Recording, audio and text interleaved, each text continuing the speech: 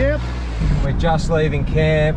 Big day, big test for Bullet. We'll do our once over, as well as change the engine oil and the gear oil. But what we noticed on the track was that these bolts were actually coming loose. We've got to keep an eye on them. So the once over, and where I feel I need to concentrate, is the front end. It's all new, and I felt like putting it away when we came back from that run, that I did have a slight knock in a certain spot through the steering wheel. So we've got the camera down here, we're looking from the front and the back. I actually can't really feel the clunkers as well as I could when I was putting it away. But I mean, these tyres are flat. And look how easy this hydro assist makes turning that wheel. Those 40-inch by 13.5-inch tyres are flat. And we're turning them like there's 50 pound in them. And in reality, there's 6 pound in them. And I mean, when I do put it back in the garage, have a look at that. That 40-inch tread wants to climb the wall as it goes in. And that's what gives me a bit of width here to be able to put some materials up against this side. This could go really well or horribly wrong, and I end up with oil everywhere.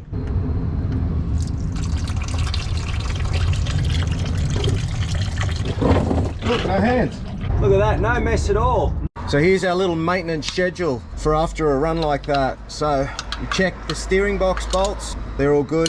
Okay, now the U-bolts do need a little bit of nipping up. Yeah, both driver and passenger U-bolts are touch loose, but that's okay, they were only done up a couple of hours before the run. Shock bolts needed just a little nip up as well. Okay, now these high steer bolts, they're super tight. I can't even move them, so they didn't come loose. Bottom ones haven't moved. My pitman arm's tight. Everything seems to be in order. Let's have a look at the ram. The clamp's tight. But also too, see that with this vehicle, through the rose joints on the ends of the ram, we do get this bit of play. Maybe that is what I'm hearing or feeling, because there's definitely nothing loose on this ram section of the steering either.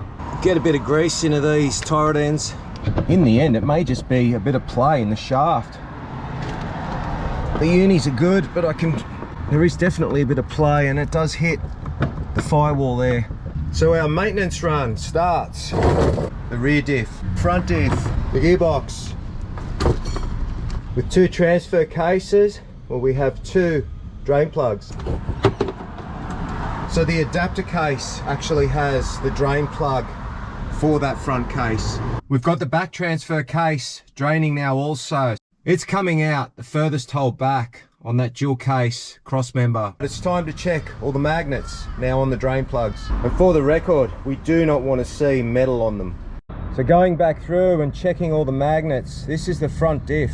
So unfortunately, we have metal in there. Pretty big fragments also. So a cleanup of that metal that we found on the magnet, and it looks like it's just some swarf from drillings. So maybe from oversizing the studs, but there was a lot of work done on that housing. It could have found its way down into that part, but yeah, there's nothing that looked like teeth on here. So after that little scare there with the metal on the magnet, and we established it was just swarf, we can put the 80 W140 full synthetic in. For a second there, I thought I was going to be pulling out another center. So it's actually these routine maintenance jobs that we do that help us to find problems before they become disastrous. Okay, again, the 8140, we've got the dual cases, and then we've got the trail gear rear disconnect. So we've really got to try and overfill this. So when it starts coming out, I'll give it a couple more pumps, and then I'll quickly throw that filler plug on.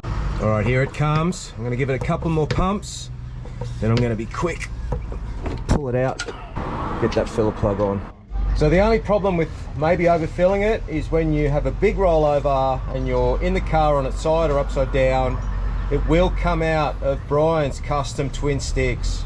And believe you me, the smell hangs around for a long time. That rollover was almost 12 months ago, and you can still smell gear oil every time you're anywhere near this cab. So in the gearbox of Bullet, we run the 80W90, the premium mineral gear oil.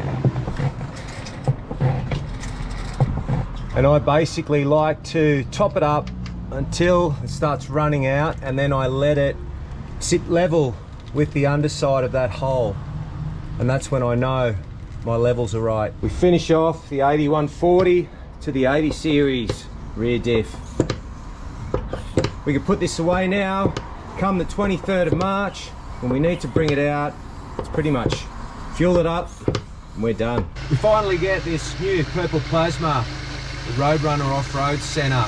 So while we had all the gear out, I thought I'd get some GL5 in the back of the Fortuner. So this has just had its 60-month service, and at only 24,000 Ks, this is the first time we've touched the rear diff. As we just now have a look at some of the action from the kids' first club day at the Mini Bike Club. Season opener, how exciting. And check out the bikes. Amelia's Husky, we got brand new comp spec tyres, a comp spec chain, new top end got done, piston and all. Bit of wear on that piston as well, so it was good timing.